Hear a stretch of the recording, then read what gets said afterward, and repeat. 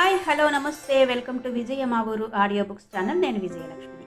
Friends, నవల స్రవంతిలో నీకు నేనున్న శ్రీమతి అంగులూరి అంజనీదేవి గారి నవల ఆడియోగా వినిపిస్తున్నాను కదా. మరి ఈరోజు నీకు నేనున్న నవల ఆడియో 8వ భాగం వినిపించబోతున్నాను. మరి ఆలస్యం చేయకుండా కథలోకి వెళ్ళిపోదాం పదండి. కాలం వేగంగా కదులుతోంది. వర్షతో ప్రేమగా మాట్లాడుతున్నాడు సాత్విక్. సబ్జెక్టు పరంగా ఒకరికొకరు హెల్ప్ చేసుకుంటున్నారు. సాత్విక్ ఇష్టాలను తెలుసుకుంది వర్ష. సాత్విక్ ఇష్టాలను తన ఇష్టాలుగా మార్చుకుంది. ఒకరిని విడిచి ఒకరు ఉండలేకపోతున్నారు. ఒకరోజు బైక్కి స్టాండ్ వేసి ఓ కాలు క్రింద పెట్టి బైక్ మీద కూర్చొని ఉన్న సాత్విక్ వర్షనే చూస్తున్నాడు. బైక్ పక్కన నిలబడి హ్యాండిల్పై చెయ్యి వేసి కదిలిస్తూ సాత్విక్నే చూస్తూ నిలబడింది వర్ష. సాత్విక్, నువ్వెందుకు నాకెప్పుడు గుర్తొస్తూనే ఉంటావు? ఒక్కసారి గుర్తొచ్చి ఊరుకోవు. తింటున్నప్పుడు గుర్తొస్తావు, చదువుతున్నప్పుడు గుర్తొస్తావు, తిరుగుతున్నప్పుడు గుర్తొస్తావు, నిద్రపోతున్నప్పుడు గుర్తొస్తావు. నువ్వలా గుర్తొస్తేనే నాకు సంతోషంగా ఉంటుంది. ఎందుకు ఇలా అనిపిస్తుంది నాకు అని అడిగింది. సాత్విక్ వర్ష చెంపల్ని ముద్దుగా తాకాడు. వర్ష అడిగిన దానికి సమాధానంగా నవ్వాడు. నవ్వటం కాదు సాత్విక్, నాకెప్పుడూ కలగని ఫీలింగ్స్ నీ వల్లనే కలుగుతున్నాయి అంది. ఆలోచిస్తున్న వాడిలా వర్ష ముఖంలోకి చూశాడు సాత్విక్. నువ్వు కూడా తక్కువేం కాదు వర్ష. రాత్రి నా కలలో భలే తమాషా చేశావు. అలాంటి తమాషాలు చెయ్యడం నీ ఒక్కదానికే సాధ్యమా అనిపించింది నాకు అన్నాడు సాత్విక్. ఏంట తమాషా చెప్పు అంటూ కళ్ళతోనే నవ్వింది వర్ష. రాత్రి నిద్రపోదామని కళ్ళు మూసుకున్నాను వర్ష. నువ్వు నా కనురెప్పల చాటున దాగి తెగ అల్లరి చేశావు. నా కళ్ళలో నుంచి జారిపోతావేమోనని గట్టిగా కళ్ళు మూసుకున్నాను. అప్పుడు నా కళ్ళలో నువ్వు గుచ్చుకున్నట్టే బుగ్గల మీదకి జారావు. ఆ జారిన తడిలో నుంచి మళ్ళీ ఈదుకుంటూ వెళ్ళి నా కనురెప్పలపై చేరావు. ఆ తర్వాత మెల్లగా నా బుగ్గల మీదకి దిగావు. అప్పుడేం చేసావో తెలుసా? పుప్పొడి లాంటిదేదో నీ పెదవులతో నా బుగ్గలపై అద్దావు. నీ శ్వాసేమో బుద్ధిగా నా ఊపిరిలో ఊపిరై రాత్రంతా నాతో కబుర్లు చెప్పింది. అదండి రాత్రి తమరు నాతో చేసిన తమాషా అంటూ వర్ష కళ్ళలోకి చూశాడు సాత్విక్. మధ్యలో ఎక్కడా ఆపకుండా జాగ్రత్తగా విన్నది వర్ష. విన్న వెంటనే సాత్విక్ భుజం మీద గట్టిగా గిల్లింది. కెవ్వుమన్నాడు సాత్విక్. హాస్టల్లో ఏం తింటున్నావే ఇంత బలంగా గిల్లావు అని నవ్వుతూ అన్నాడు సాత్విక్ భుజం తడుముకుంటూ. వాళ్ళిద్దరు అలా మాట్లాడుకుంటూ నవ్వుకుంటూ ఉంటే అటువైపుగా వెళ్తూ రాణా చూశాడు. రాణా హృదయం భక్కుమంది. ఒక వారం రోజులు గడిచాక సాత్విక్తో మాట్లాడాలని ఎవరూ చూడకుండా ఫోన్ పట్టుకుని హాస్టల్లో నుంచి బయటకొచ్చింది వర్ష. సాత్విక్తో మాట్లాడుతూ నిలబడింది. వర్ష భుజాల దగ్గర వెచ్చటి ఊపిరి తగిలి ఉలిక్కి పడి చూసింది వర్ష. పక్కనే రాణా నిలబడి ఉన్నాడు. రాణాను చూడగానే ఒక్క క్షణం షాక్ అయింది. ఎవరితో మాట్లాడుతున్నావు ఫోన్లో? నాతోనేనా అన్నాడు వ్యంగ్యంగా రాణా. వర్ష ఫోన్ కట్ చేసింది. మాట్లాడు, ఎందుకు కట్ చేశావు అన్నాడు. ఏంటి రాణా ఇలా వచ్చావు విసుగ్గా అడిగింది వర్ష. ఏం లేదు వర్ష, ఎన్నిసార్లు ఫోన్ చేసినా నువ్వు లిఫ్ట్ చేయట్లేదు. ఎన్ని మెసేజ్లు పంపినా రెస్పాన్స్ లేదు, అందుకే వచ్చాను అన్నాడు. నేను నీకు ఫోన్ చేయడం కట్ చేశాను కదా రాణా, అర్థం చేసుకుంటావనుకున్నాను, ఇలా వస్తావనుకోలేదు అంది. ఫోన్ కట్ చేయగానే అర్థం చేసుకుని వదిలేస్తాననుకున్నావా? అసలు ఆ సాత్విక్ ఎవడు? నాకన్నా ఎక్కువ వాడు అన్నాడు రాణా. సాత్విక్ని వాడు అనగానే రాణా అంటే మండింది వర్షకి.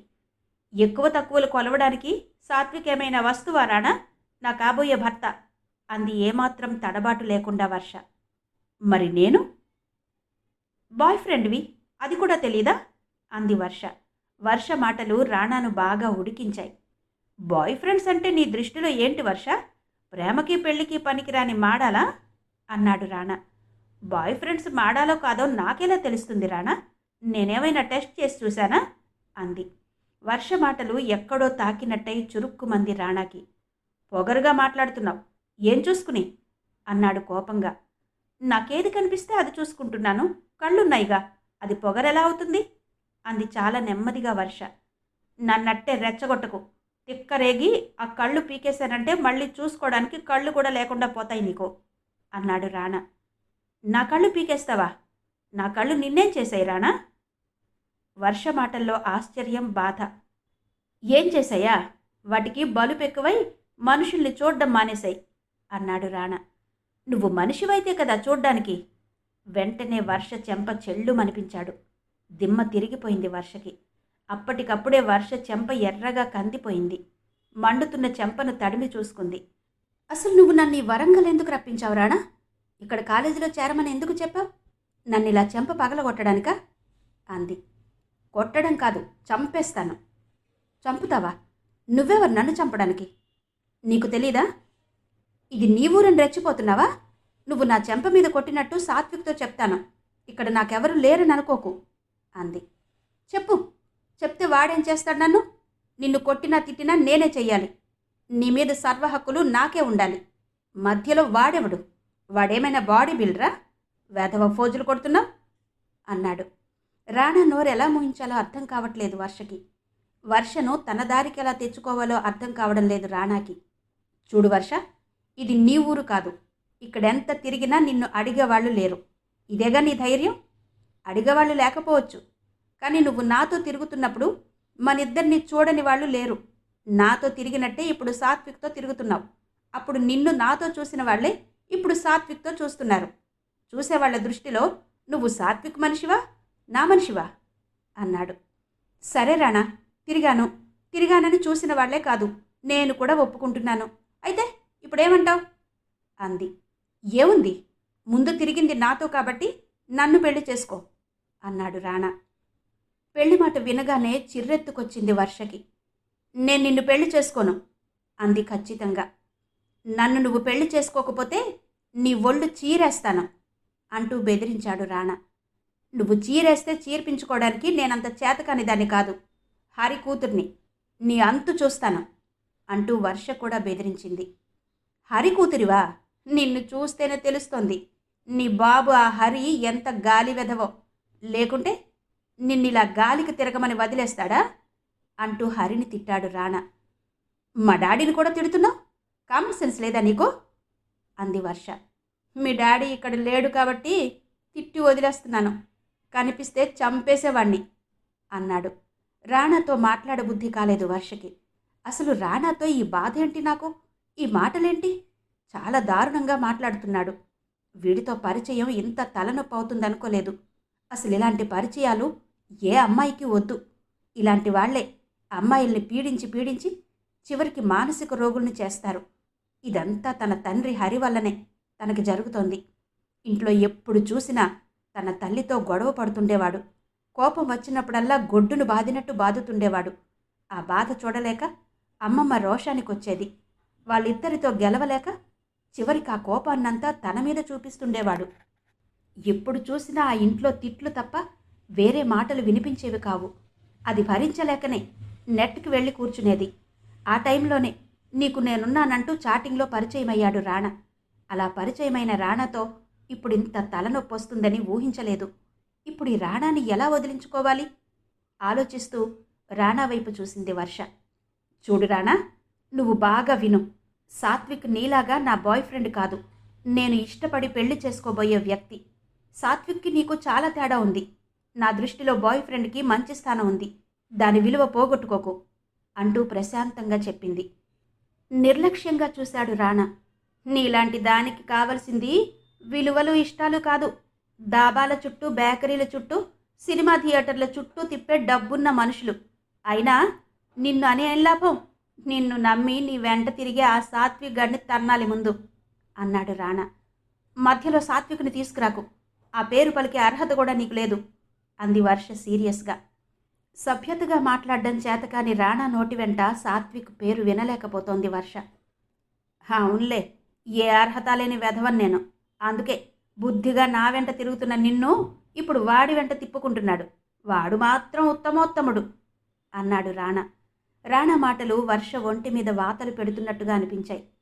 నన్ను సాత్వికేం తిప్పుకోవడం లేదు, నేనే సాత్వికుని తిప్పుకుంటున్నాను అంది వర్ష. అలా అంటే రాణా తనని వదిలేస్తాడనుకుంది. నవ్వాడు ఆగకుండా కొద్దిసేపు రాణా. ఎందుకలా నవ్వుతావు? ఎందుకా? నువ్వు అతిపెద్ద అతిలోక సుందరివని నువ్వు తిప్పుకుంటుంటే నీ వెంట మేం గుడ్డివాళ్లలా తిరుగుతున్నాం, అందుకు నవ్వాన్లే అన్నాడు వెటకారంగా. రాణా వెటకారం వర్షను బాగా రెచ్చగొట్టింది. మీరంత గుడ్డివాళ్లలాగా నా వెంట తిరగడానికి నేనేమైనా నడ్డిదాన్నా, ఎడ్డిదాన్నా? అందగత్తెను. నేను అందగత్తెను కాబట్టే నన్ను దాబాలకు, సినిమాలకు తిప్పావు. నాతో తిరగడం కోసం మీ నాన్న సంపాదించిన డబ్బంతా నీళ్లలా ఖర్చు చేశావు. నీలాంటి కొడుకులుండబట్టే తండ్రులు అప్పులు చేసి ఏడుస్తున్నారు. ఇది తెలిస్తే నువ్విలా రెచ్చిపోవు అంది వర్ష. ఆశ్చర్యపోయాడు రాణా. ఎప్పుడు చూసినా టైట్ ఫిట్ డ్రెస్లతో స్పీడ్ మూమెంట్స్తో తన వెంట పిచ్చిదానిలా తిరిగిన ఆ వర్షేనా ఈ వర్ష? కాదు, ఏదో జరిగింది అనుకున్నాడు రాణా మనసులో. చూడు రాణా, బాయ్ ఫ్రెండ్ అనే దొంగ ముసుగు వేసుకుని హాస్టళ్లలో ఉండే అమ్మాయిల వెంట తిరుగుతూ ఏ టైంలో పడితే ఆ టైంలో ఆడపిల్లల్ని సిటీ అంతా తిప్పే నీలాంటి వాళ్ళు బాయ్ ఫ్రెండ్స్ కాదు, వీధి రౌడీలు, ప్రొఫెషనల్ కోర్సులు చదువుతున్న మోడ్రన్ రౌడీలు. నీలాంటి వాళ్ళు ఉండబట్టే అమ్మాయిలు సొంత అన్నయ్యల పక్కన నడవాలన్నా భయపడుతున్నారు అంది వర్ష. వర్ష అలా అంటుందని ఊహించలేదు రాణా. వర్ష తనని వీధి రౌడీతో పోల్చడం దారుణంగా అనిపించింది. ఎంత ఆపుకుందామన్నా ఆగని కోపంతో ఊగిపోయాడు రాణా. సరే, నేను ప్రొఫెషనల్ కోర్స్ చదువుతున్న మోడర్న్ రౌడీనే, ఒప్పుకుంటున్నాను. రౌడీలకు కూడా ఎప్పుడో ఒకప్పుడు పెళ్ళిళ్ళవుతాయి, భార్యలుంటారు. అలాగే నా భార్య స్థానంలో ఎప్పటికైనా నువ్వే ఉంటావు అన్నాడు ఛాలెంజ్ చేస్తూ రాణా. అంతలో రాణాను వాళ్ళ ఫ్రెండ్ వచ్చి అక్కడి నుండి లాక్కెళ్ళాడు.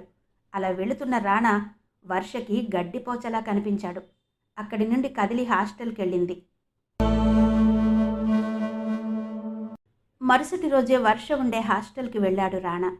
పర్మిషన్ లేకుండా లోపలికొచ్చిన రాణా వైపు కోపంగా చూస్తూ, ఎవరు కావాలి మీకు అంది హాస్టల్ మేడం. నాకు వర్ష కావాలి అంటూ రాణా అడిగిన తీరు ర్యాష్గా ఉంది. వర్ష, నీకోసం ఎవరో వచ్చారు అంది హాస్టల్ మేడం. లోపల నుండి రాణాను చూడగానే గుండె జల్లుమంది వర్షకి. మళ్ళీ ఏం గొడవ చేస్తాడోనని భయపడింది. హాస్టల్లో ఉండే అమ్మాయిల ముందు ఏం మాట్లాడినా తన పరువు పోతుంది, మేడం దగ్గర ఇంప్రెషన్ పోతుంది. అది వర్ష భయం. అందుకే బయటకు రాలేదు. నన్ను చూడగానే బయటకు రాకుండా లోపల దాక్కుంది, ముందు పిలవండి అంటున్న రాణా గొంతులో అదే ర్యాష్నెస్. వర్ష బయటకు రాకపోవడం చూసి మ్యాటర్ అర్థమైంది హాస్టల్ మేడంకి. ముందు నువ్వు బయటకెళ్ళు బాబు అంది కూల్గా మేడం. ముందు దాన్ని బయటకు పిలవండి, తర్వాత నేను వెళ్తాను అన్నాడు రాణా. నువ్వేదో గొడవ పెట్టుకోవడానికి వచ్చినట్టున్నావు, అదంతా ఇక్కడ కుదరదు, నువ్వు బయటకెళ్ళు ప్లీజ్ అంది మేడం. నేను వెళ్ళను, అది నాకు సమాధానం చెప్పాలి. నన్ను పెళ్ళి ఎందుకు చేసుకోదో చెప్పి తీరాలి. నా దగ్గర లేనిది ఆ సాత్విక్ గాడిలో ఉన్నదేంటో నాకు తెలియాలి అంటూ అక్కడే ఉన్న బల్ల మీద బలంగా గుద్ది మరీ అడిగాడు రాణా. రాణా అరుపులు విని కొంతమంది అమ్మాయిలు బయటకొచ్చి మేడంను చూసి లోపలికెళ్లారు. ఇదేదో పెద్ద రభసయ్యేలా ఉందని హాస్టల్ మేడం కంగారు పడింది. మీరేం కంగారు పడకండి, నేను మీ జోలికి రాను. అది నన్ను మోసం చేసింది, అది నన్ను పెళ్లి చేసుకునేంత వరకు నేను వదలను. ఆ పెళ్ళేదో ఇప్పుడే జరగాలి, అంతవరకు నేను ఇక్కడి నుంచి కదలను అంటూ ఆవేశంగా అరుస్తూ అక్కడే కూర్చున్నాడు. రాణా అరుపులకి అమ్మాయిలంతా భయపడుతున్నారు. నువ్వు వెళ్ళకపోతే పోలీసులకి ఫోన్ చేసి పిలుస్తాను, వాళ్లే వచ్చి నిన్ను తీసుకెళ్తారు, అప్పుడవుతుంది నీకు పెళ్ళి అంటూ రాణాను బెదిరించింది మేడం. ఓకే మేడం, నేను వెళ్తాను. పోలీసులకు భయపడి కాదు, మిమ్మల్ని గౌరవించి మళ్ళీ వస్తాను. అప్పుడు మీరే నాకు దాన్నిచ్చి పెళ్లి చేయండి, అదెలా తప్పించుకుంటుందో చూస్తాను అంటూ వేగంగా అక్కడి నుంచి వెళ్ళిపోయాడు రాణా.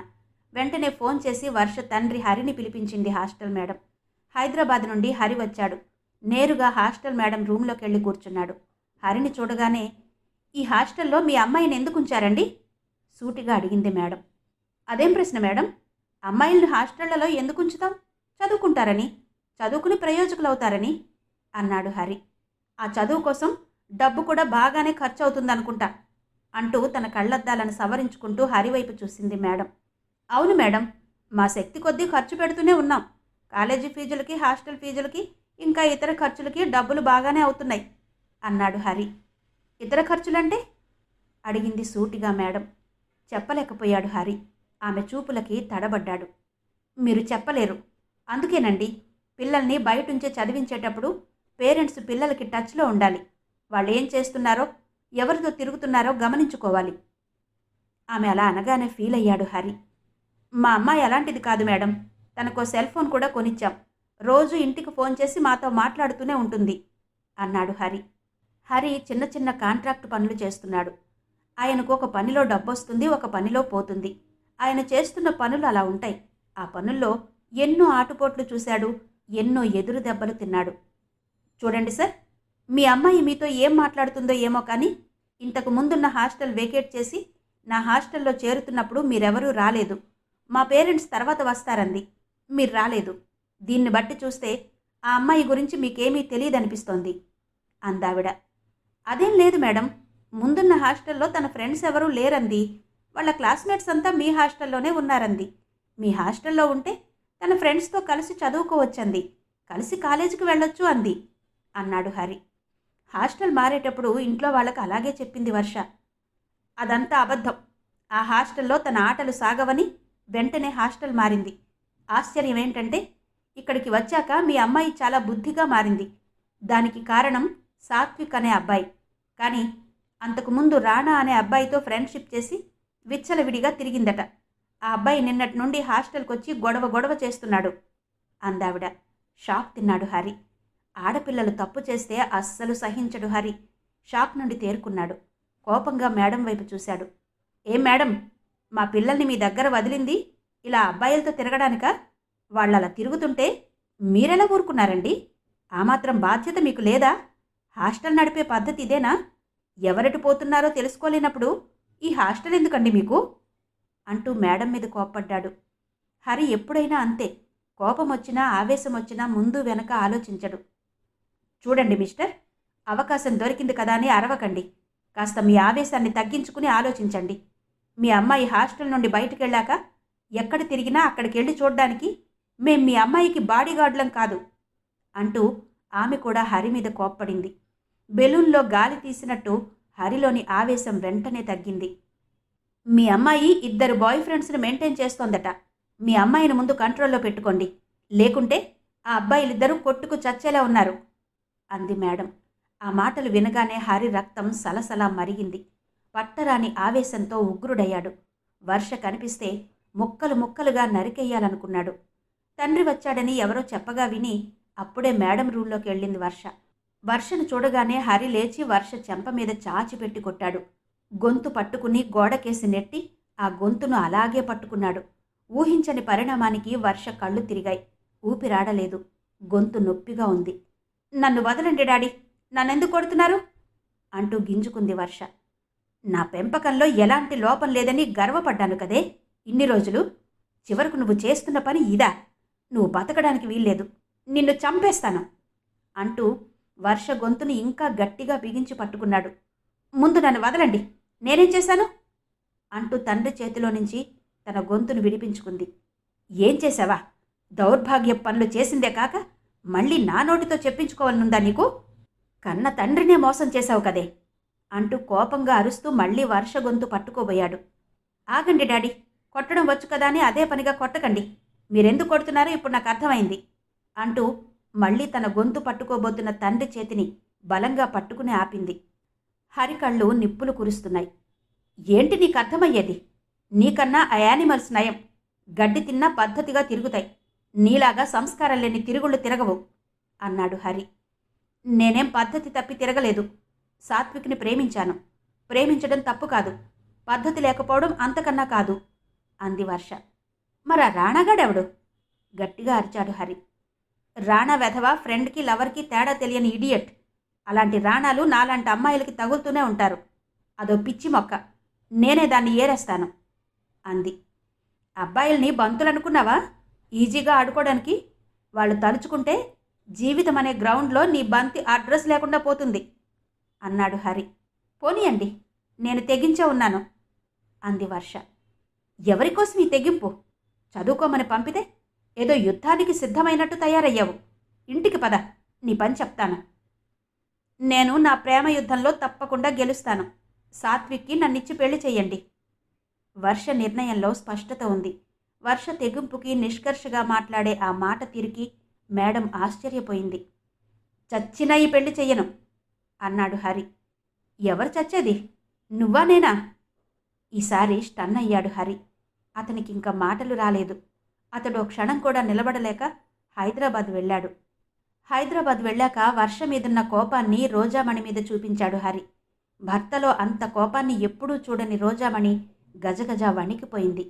పెళ్ళైన కొత్తలో రోజామణితో తన స్టూడెంట్ లైఫ్ గురించి చెబుతూ మధురిమను చంపేశానని చెప్పాడు హరి. ఆ ఒక్క నిదర్శనం చాలు ఇలాంటి విషయాల్లో తన భర్త ఎంతటి భయంకరమైన వ్యక్తో తెలియడానికి.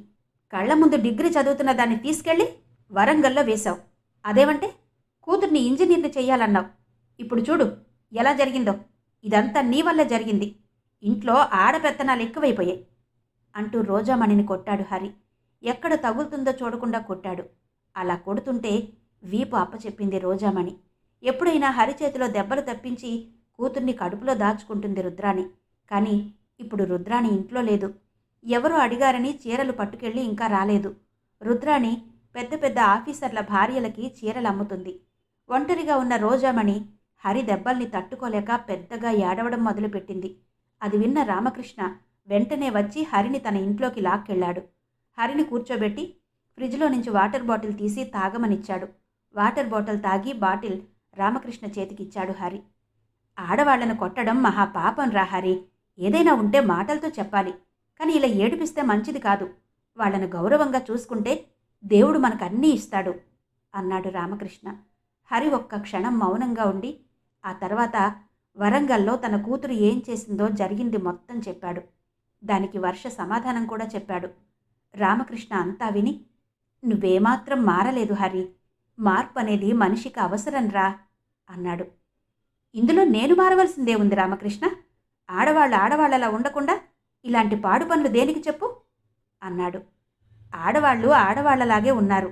నువ్వే సరిగ్గా అర్థం చేసుకోవడం లేదు. వాళ్లను మన రోజుల్లో ఎలా అర్థం చేసుకునేవాడివో ఇప్పుడు కూడా అలానే అర్థం చేసుకుంటున్నావు అన్నాడు మృదువుగా. రామకృష్ణ గొంతు సందర్భాన్ని బట్టి ఎంత గట్టిగా ఉంటుందో అంత మృదువుగా ఉంటుంది. మౌనంగా తల వంచుకున్నాడు హరి. మధురిమను చంపాడని తెలిసి హరితో కొద్ది రోజులు మాట్లాడలేదు రామకృష్ణ. ఆ తర్వాత ఆర్థికంగా హరి పడుతున్న బాధల్ని చూసి ఫ్రెండ్ కదా అని చిన్న చిన్న కాంట్రాక్టు పనులు ఇప్పించి ఆదుకున్నాడు. చదువుకుంటున్నప్పటి ఫ్రెండ్స్లో ఈ ఒక్క హరి తప్ప ఇంకెవ్వరూ రామకృష్ణకి టచ్లో లేరు. ఆడవాళ్ళు ఇలాంటి పనులు చేస్తుంటే తట్టుకోలేను రామకృష్ణ. ఇలాంటి పనులు మంచివి కావురా అన్నాడు హరి. మంచి పనిని నేను మాత్రం అంటున్నానా? ఒకరి జీవితం ఉన్నట్టు ఇంకొకరి జీవితం ఉండదురా హరి. అలాగే ఒకరి పరిస్థితులున్నట్టు ఇంకొకరి పరిస్థితులుండవు. ఒకరి ఆలోచనలున్నట్టు ఇంకొకరి ఆలోచనలుండవు. కొంతమంది పరిస్థితులకు తగినట్టు నడుచుకుంటారు. అది వాళ్ళకి సంతోషాన్ని ఇస్తుంది. కొంతమంది పరిస్థితులకు వ్యతిరేకంగా ప్రవర్తిస్తారు. అది వాళ్లకు ఆనందాన్ని ఇస్తుంది. ఎవరికి ఎలా ఆనందం అనిపిస్తే అలా చేస్తారు. కానీ ఎవరో ఏదో అనుకుంటారని వాళ్ల సంతోషాన్ని వదులుకోరు. ఇది నువ్వెందుకు అర్థం చేసుకోవు అన్నాడు రామకృష్ణ. ఏమో రామకృష్ణ, నాకిదంతా అయోమయంగా ఉంది. రోజాను బాగా కొట్టాన్రా. ఎలా ఉందో ఏమో. ఆవేశం వచ్చినప్పుడు కొడతాను. కానీ రోజా అంటే ప్రాణం రా నాకు. రోజా ఎలా ఉందో వెళ్ళి చూస్తాను అంటూ తన ఇంట్లోకి వెళ్ళిన హరి వంటగదిలో రుద్రాణి రోజా మాట్లాడుకునే మాటలు విని అక్కడే ఆగిపోయాడు. ఈ దెబ్బలేంటే రోజా? అల్లుడుగారు వరంగల్ నుండొచ్చాడా? పెళ్ళయి ఇంతకాలం అయింది. అల్లుడుగారికి కోపం వచ్చి కొడుతుంటే తప్పించుకోవడం ఇంకెప్పుడు నేర్చుకుంటావే? తగ్గిపోతుందిలే, ఏడవకు అంటూ కూతుర్ని దగ్గరకు తీసుకుంది రుద్రాణి. గొడ్డులే బాధేవాడికిచ్చి పెళ్లి చేసి మళ్ళీ ఓదారుస్తున్నావా అంది రోజా కోపంగా. గొడ్డులా బాధేవాడు కాక నువ్వు చేసిన పనికి నీకు సజ్జనుడొస్తాడా? అప్పట్లో వీడేదో తప్పు చేసి పారిపోయి పెళ్లి టైంకొచ్చాడు కాబట్టి సరిపోయింది. లేకుంటే నిన్నెవరు చేసుకుంటారు? అసలు నువ్వు శివశంకర్ని ప్రేమించి తల్లివి కాబోతున్న విషయం తెలుసుంటే ఈ హరి నిన్ను పెళ్లి చేసుకునేవాడా? నీ ముఖానికి ఈ బ్రతుకే ఎక్కువ అంది రుద్రాణి కూతురు వీపు మీద పడ్డ వాతలకి మందు రాస్తూ.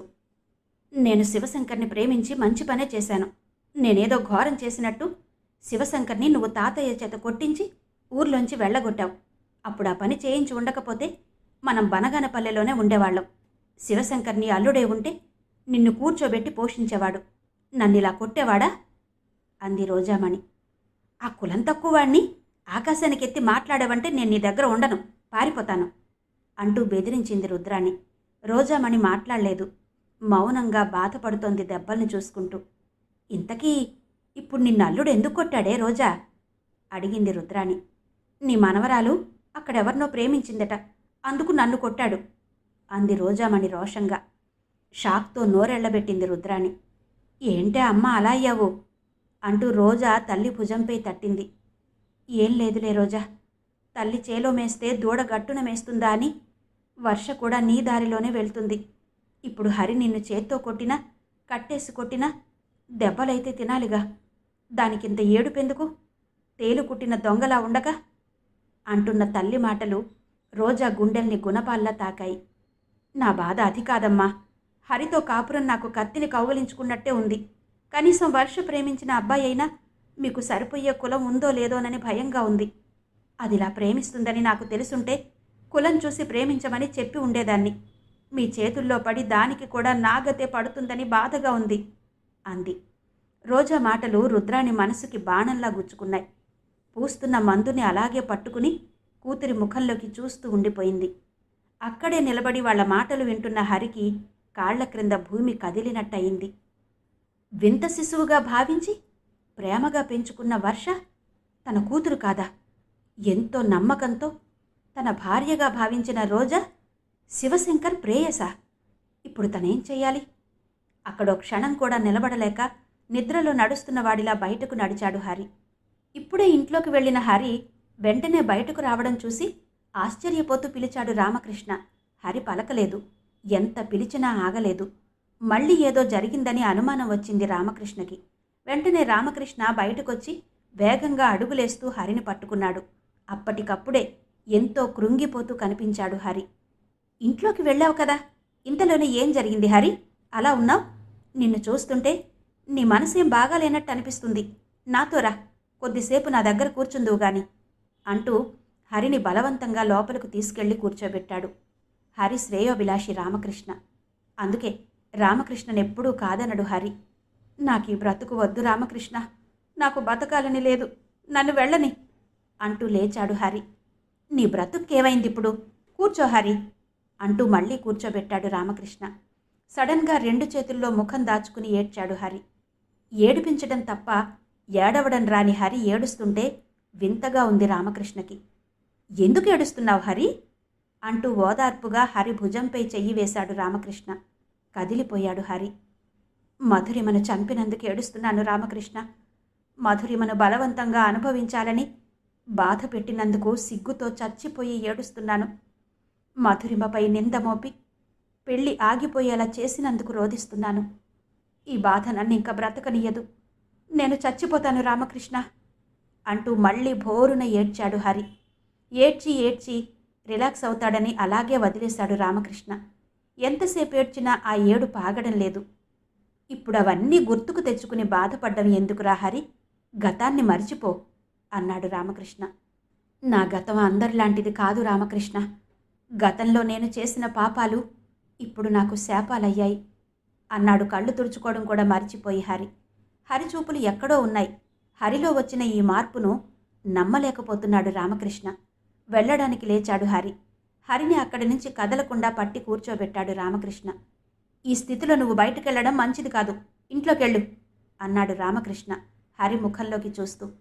నేను ఇంట్లోకి వెళ్తే ఎవరిని చంపుతానో నాకే తెలీదు. ఇప్పటికే నా ఆవేశం నన్ను పురుగులా తొలిచేసింది. ఇక నేను ఎవరిని చంపదలుచుకోలేదు. నన్ను వెళ్ళని రామకృష్ణ అన్నాడు అర్థిస్తున్నట్టుగా హరి. చంపటం చావటం తప్ప నీకింకో మాట రాదా? అదే జీవితమా అన్నాడు రామకృష్ణ. హ, జీవితం, ఈ జీవితం నాకేమిచ్చిందని నేనీ జీవితాన్ని గౌరవిస్తూ బ్రతకడానికి అన్నాడు విరక్తిగా హరి. చూడు హరి, జీవితాన్ని అంత తక్కువగా అంచనా వేయకు. జీవితం అంటే మన ప్రవర్తన, మన చేతలు. అవి మన జీవితానికి ఇండెక్స్ లాంటివి. మన ఇండెక్స్ని మనం చదువుకుంటూ తప్పొప్పుల్ని సవరించుకుంటూ బ్రతకడం నేర్చుకోవాలి అన్నాడు రామకృష్ణ. ఇక బ్రతకడం నా వల్ల కాదు రామకృష్ణ. నా కుటుంబం గురించి తెలిస్తే మీరంతా ఉమ్మేస్తారు. ఎవరి భార్యలైనా భర్తలతో పిల్లల్ని కంటారు. నా భార్య తన ప్రియుడితో బిడ్డను కన్నది. ఆ బిడ్డే వర్ష. ఇన్నాళ్ళు వర్ష నా బిడ్డ అనుకున్నాను, ప్రాణంగా భావించాను. చివరకు నాకేం మిగలకుండా అయిపోయింది అంటూ మళ్ళీ తన 2 చేతుల్లో ముఖం దాచుకుని ఏడ్చాడు హరి. హరిని చూస్తుంటే బాధగా అనిపించింది రామకృష్ణకు. ఎంతటి కష్టాన్నైనా స్నేహితులు తొలగిస్తారంటారు. కానీ తన స్నేహితునికి వచ్చిన కష్టాన్ని తను ఎలా తొలగించాలి? ఆలోచనలో పడిపోయాడు రామకృష్ణ. నీ కుటుంబంపై ఉమ్మేసే గట్స్ ఇక్కడెవరికీ లేవు హరి. ఎందుకంటే నీ భార్య చాలా మంచి మనిషి. ఏవో చిట్టీలు వేస్తూ అందరిలో గౌరవంగా బ్రతుకుతోంది. మీ అత్తగారు చీరలమ్ముతూ తన పాటికి తను ఎవరి జోలికి రాదు. ఇక వర్ష పుట్టినప్పటి నుండి నీ కూతురే. ఇప్పుడు నువ్వు చెప్పే ఈ కట్టుకథలు ఎవ్వరూ నమ్మరు అంటూ నచ్చ చెప్పాడు రామకృష్ణ. నువ్వు నన్ను మభ్యపెడుతున్నావని నాకు బాగా తెలుసు. నేను చిన్నపిల్లాని కాదు అన్నాడు హరి. అయినా కన్న ప్రేమ కన్నా పెంచిన ప్రేమ గొప్పదిరా హరి. వర్షకిప్పుడు సొంత తండ్రిని చూపించినా ఒప్పుకోదు. వర్ష దృష్టిలో నువ్వే తన తండ్రివి అన్నాడు రామకృష్ణ. డైలాగులు నేను కూడా చెప్తానులే రామకృష్ణ, కానీ వాస్తవాలను తట్టుకోవాలంటేనే ఎవ్వరి వల్ల కాదు. ఇంతెందుకు, ఇది తెలిసాక మీ మిసెస్ రోజాతో ఎప్పట్లా మాట్లాడుతుందా? తప్పకుండా మాట్లాడుతుంది. ఎందుకంటే పైకి మోరల్ వాల్యూస్ గురించి మాట్లాడుతూ మానవత్వం లేకుండా బ్రతికే వాళ్ళకన్నా రోజా చాలా మంచిది.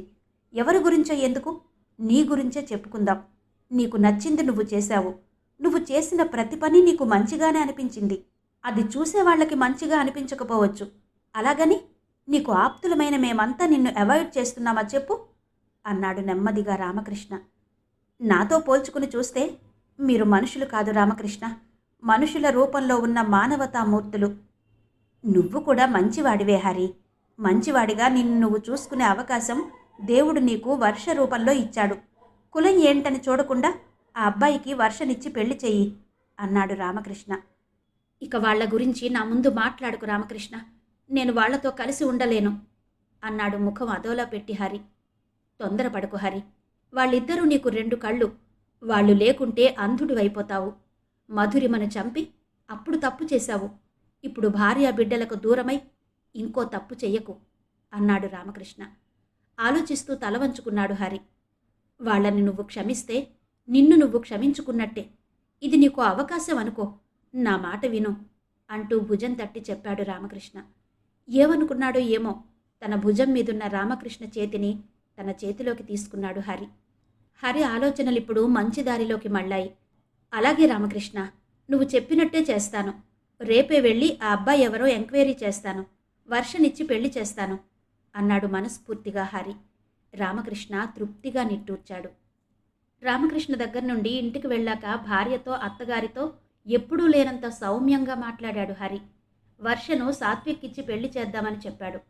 హరి అంత ప్రశాంతంగా మారిపోయి బాధ్యతగా మాట్లాడుతుంటే ఒకవైపు ఆశ్చర్యంతో మరోవైపు ఆనందంతో విక్కిరిబిక్కిరవుతున్నారు తల్లి కూతుళ్ళు. వర్షకు ఫోన్ చేసి సాత్విక్ పెద్దవాళ్ళు ఎక్కడ ఉంటారో తెలుసుకున్నాడు హరి. వర్ష చెప్పిన అడ్రస్ రాసుకుని ఆ కాగితాన్ని జేబులో పెట్టుకున్నాడు. సాత్విక్ పెద్దవాళ్లతో మాట్లాడాలని అప్పటికప్పుడే బయలుదేరాడు. వర్ష ఇచ్చిన అడ్రస్ పట్టుకుని హైదరాబాద్ శివార్లలో ఉన్న చిన్న కాలనీకి వెళ్ళాడు. చాలాసేపు తిరిగాడు. అక్కడ ఆటోలు తిరగవు, నడిచే వెళ్ళాడు. వెళ్ళగా వెళ్ళగా బాగా లోపలికుందా ఇల్లు. అక్కడ నిలబడి సాత్విక్ మేనమామ శివశంకర్ పేరు అడిగాడు హరి. లోపల నుండి శంకర్ బయటకొచ్చాడు. హరిని చూడగానే ఆశ్చర్యపోయాడు శంకర్. శంకర్ని చూడగానే హరి కూడా అదే స్థితిలో ఉన్నాడు. వెంటనే శంకర్ని కౌగలించుకున్నాడు. సాత్విక్ మేనమామంటే ఎవరో అనుకున్నాను శంకర్, అది నువ్వే అయినందుకు సంతోషంగా ఉంది. ఎంతకాలమైంది శంకర్ నిన్ను చూసి. ఇది నువ్వు ప్రసాదించిన జీవితమే నాకు అన్నాడు హరి గతాన్ని గుర్తు చేస్తూ. చాలా కాలం తర్వాత శంకర్ని చూశానన్న సంతోషం హరిలో స్పష్టంగా కనిపిస్తోంది. ఇప్పుడవన్నీ ఎందుకు హరి, లోపలికి పోదాం పద అంటూ ప్రేమగా హరి భుజం నిమురుతూ లోపలికి తీసుకెళ్లాడు. లోపలికొస్తున్న హరిని చూడగానే శంకర్ తల్లి సావిత్రమ్మ, అక్కయ్య రాజ్యం అవాక్కయ్యారు. వర్ష తండ్రి వస్తున్నట్టు సాత్విక్ ఫోన్ చేస్తే ఎవరో అనుకున్నారు. సావిత్రమిచ్చిన మంచినీళ్లు తాగి మాట్లాడుతూ కూర్చున్నాడు హరి.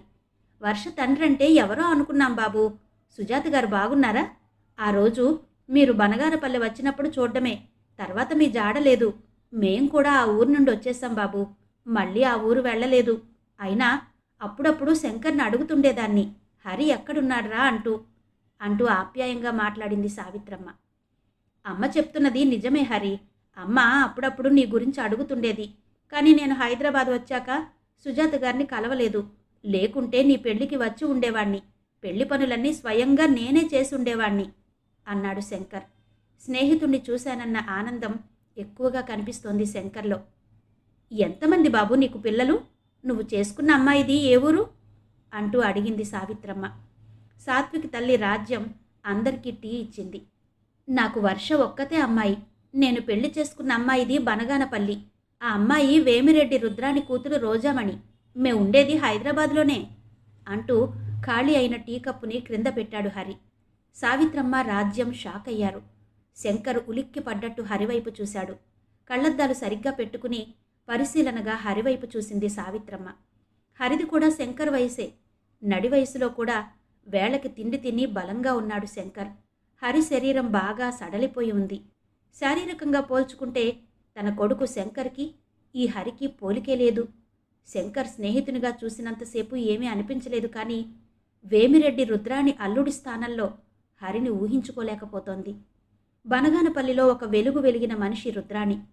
రోజారాణి తన కొడుకును ప్రేమించిందని, నెల కూడా తప్పిందని తెలియగానే రుద్రాణి రుద్రకాళి అయింది. తక్కువ జాతివాణ్ణి ఎలా తాకావని తిట్టింది, కొట్టింది. తన మామగారి చేత శంకర్ని కొట్టించి ఆ ఊరి నుంచి వెళ్ళగొట్టింది. సాత్విక్ చిన్నపిల్లవాడిగా ఉన్నప్పుడే తల్లిని, భర్త లేని తన అక్కయ్యను తీసుకుని సిటీకొచ్చాడు శంకర్. ఒక ట్యాక్సీ కొని నడుపుకుంటూ వచ్చిన డబ్బుతో ఓ పెంకుటిల్లు కొని స్థిరపడ్డాడు. అక్కయ్య రాజ్యానికి కూడా 2 రేకులతో కట్టిన ఇంటినిచ్చాడు. రాజ్యం రోజూ పక్కనే ఉన్న ఫ్యాక్టరీలోనికి పనికి వెళ్తోంది. ఇవాళ హరి వస్తాడని తెలిసి పనిలోకి వెళ్ళలేదు. శంకర్కి పిల్లలు లేరు. మేనల్లుడు సాత్విక్నే కొడుకులా పెంచుకుని చదివిస్తున్నాడు. ఈ మధ్యనే సాత్విక్కి బైక్ కూడా కొనిచ్చాడు. సాత్విక్ అంటే శంకర్కి ప్రాణం. హరినోట రోజామణి పేరు విన్నప్పటి నుండి శంకర్ గుండెల్లో ఏదో కదలిక మొదలైంది. మాటలకందని మధురమైన కదలికాది. బనగానపల్లిలో అందరూ శంకర్ని శివశంకర్ అనే పిలుస్తారు. బయట వ్యక్తులు మాత్రం శంకర్ అని పిలుస్తారు. పేరు ముందు శివ పోయినట్టే శంకర్ జీవితంలో నుంచి రోజా పోయింది. పేరుకు ముందున్న శివను మరచిపోనట్టే రోజాని కూడా మరచిపోలేదు. ఆ రోజు మధురిమను హత్య చేసిన హరిని సుజాత ముఖం చూసి కాపాడాడు హరి. ఫ్రెండ్ కదా అని డబ్బు కూడా హెల్ప్ చేశాడు. కానీ తనకెంతో అపురూపమైన రోజాకి భర్త స్థానంలో హరిని చూస్తుంటే అప్పుడు అతన్ని కాపాడి తప్పు చేశాననిపించింది శంకర్కి. ఒక హంతకుడితో రోజా కాపురం చేస్తుందన్న నిజం శంకర్ మనసుని రంపపు కోత పెడుతోంది. శంకర్, సావిత్రమ్మ, రాజ్యం ఎవరి ఆలోచనల్లో వాళ్ళున్నారు. వాళ్ల మౌనం హరికి ఏదోలా అనిపిస్తుంది. మనసుని గట్టిగా పిండుతోంది. ఎదుటి వాళ్ల మౌనం అంత చిత్రహింస పెడుతుందని ఇన్నాళ్ళు తెలియదు హరికి. బాధ పెట్టడం తప్ప బాధపడడం రాని హరిని వాళ్ల మౌనం ఘోరంగా బాధ పెడుతోంది. వర్షను ఒక హంతకుని బిడ్డగా వాళ్ళు భావిస్తున్నట్టు అర్థమైంది. మధురిమని హత్య చేసింది తనైతే శిక్ష వర్షకి పడడం హరికి నచ్చలేదు. సావిత్రమ్మ గారు, నేను హంతకుడినని శంకర్ ద్వారా మీకు తెలిసే ఉంటుంది. అందుకే నా బిడ్డను మీ ఇంటి కోడలుగా చేసుకోవాలంటే సందేహిస్తున్నట్టున్నారు. మీరంత సందేహించవలసిన అవసరం లేదు. నా బిడ్డ గురించి నేను చెప్పుకోవడం కాదు గాని నా బిడ్డ సానపట్టని వజ్రం లాంటిది అన్నాడు హరి. సావిత్రమ్మ ఒక్క క్షణం హరివైపు చూసి మళ్లీ తల వంచుకుంది. వర్ష హరి కూతురు కాదని సావిత్రమ్మకి తెలుసు. ఒకసారి బనగానపల్లి వెళ్ళి ఈ సంగతి చెవినేసుకొచ్చింది. రాజ్యంతో చెప్పింది కానీ శంకర్తో చెప్పలేదు. ఒక్క శంకర్కి తప్ప అందరికీ తెలుసు వర్ష శంకర్ కూతురని. సావిత్రమ్మ వాలకం చూస్తుంటే ఆమె మాట్లాడదని తెలిసిపోయింది హరికి. ఆశగా శంకర్ వైపు చూశాడు హరి. శంకర్, వర్ష మనసంతా సాత్విక్ మీదనే ఉంది. మనం కాదంటే చచ్చిపోయేలా ఉంది అన్నాడు హరి బాధగా. ప్రేమించుకున్న వాళ్ళకెవరికైనా పెళ్లి చేయకపోతే చచ్చిపోవాలనే ఉంటుంది హరి. అలాగని పెద్దవాళ్ళు కులం పట్టింపులు చూడకుండా పెళ్లిళ్ళు చెయ్యరు. మీరంతటితో ఈ విషయాన్ని మర్చిపోండి అన్నాడు శంకర్ గంభీరంగా. ప్రేమించుకున్న వాళ్ళకి కులం అడ్డు వస్తుందా శంకర్ అంటూ సూటిగా శంకర్ ముఖంలోకి చూశాడు హరి. కులం దేనికి అడ్డురాదో చెప్పనా హరి? పెద్ద పెద్ద చదువులు చదవడానికి అడ్డురాదు. పెద్ద పెద్ద ఉద్యోగాలకు అడ్డురాదు. గొప్ప వాళ్లతో స్నేహం చేయడానికి, నచ్చిన వాళ్ళని ప్రేమించడానికి అడ్డురాదు. ఇంకా చెప్పాలంటే హత్యలు చేయడానికి అడ్డురాదు. మానభంగాలు చేయడానికి అడ్డురాదు. ఒక్క పెళ్లికి మాత్రం అడ్డొస్తుంది అన్నాడు శంకర్. శంకర్ గుండె లోతుల్లోని బాధ అర్థమైన వాళ్లలా శంకర్ ముఖంలోకి బాధగా చూశారు సావిత్రమ్మ, రాజ్యం. హరి తల వంచుకున్నాడు. అతని మనసు అడవిలా తగలబడుతోంది. చూడు హరి, సాత్విక్ బీటెక్ చదువుతున్నాడు. అబ్బాయి బావుంటాడు, మంచివాడు. అందుకే వర్షకి నచ్చి ఉంటాడు. కానీ మా స్థాయి, మా కులం మీకు తగినవి కాదు.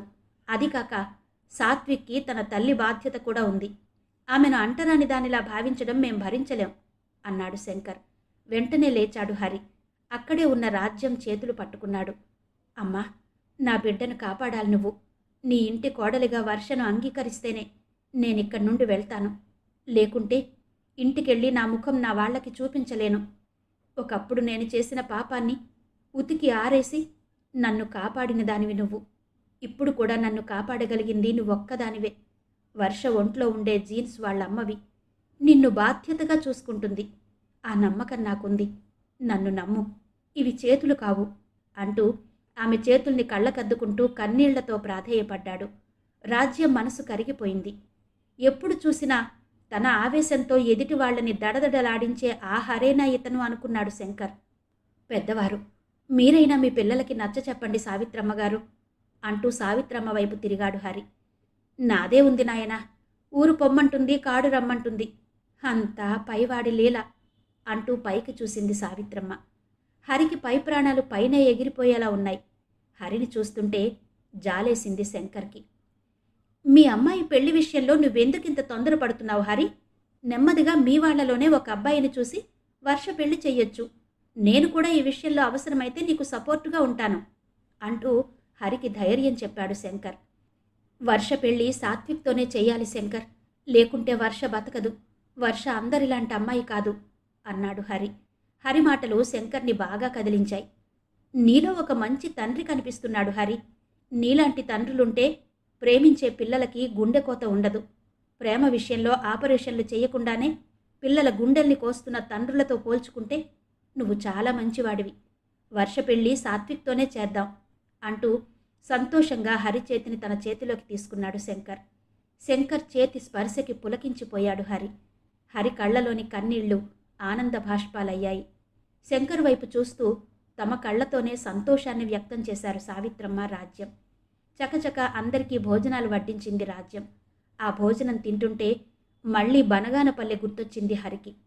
వాళ్ళు చెప్పే కబుర్లు వింటూ తృప్తిగా భోంచేశాడు. ఇక నేను వెళ్తాను సావిత్రమ్మగారు అంటూ వాళ్ల దగ్గర సెలవు తీసుకున్నాడు. ఉండు హరి, నేను అటే వెళ్తున్నాను, డ్రాప్ చేస్తాను అంటూ డ్రెస్ మార్చుకుని వెళ్ళి తన ట్యాక్సీలో కూర్చున్నాడు శంకర్. హరి కూడా ట్యాక్సీ ఎక్కాడు. ట్యాక్సీ కదిలింది. కొద్ది దూరం వెళ్ళగానే వర్ష ఉండే హాస్టల్ మేడం హరి సెల్కి కాల్ చేసి మాట్లాడింది. మేడంతో మాట్లాడిన హరికి ఒళ్లంతా చెమటలు పోశాయి. డ్రైవ్ చేస్తున్న శంకర్ ఎక్కడ వింటాడోనని భయపడుతూనే ఆమెతో మాట్లాడాడు. హరితో మాట్లాడుతూ డ్రైవ్ చేస్తున్నాడు శంకర్. ఎటువంటి రోడ్డు మీదనైనా అవలీలగా డ్రైవ్ చేస్తాడు శంకర్. బాగా అలవాటైన రోడ్డు మీద వెళ్తున్నట్టు వెళ్తోంది శంకర్ నడుపుతున్న ట్యాక్సీ. కొద్ది దూరం వెళ్ళాక రోడ్డు పక్కగా కారు ఆపుకుని నిలబడి ఉన్న మనోహర్ని చూసి షాక్ అయ్యాడు హరి. నీకు నేనున్న శ్రీమతి అంగులూరి అంజనీదేవి గారి నవల ఆడియో 8వ భాగం విన్నారు కదా. మిగిలిన కథ తర్వాతి భాగాల్లో వినిపిస్తాను. అంతవరకు సెలవు. నమస్తే.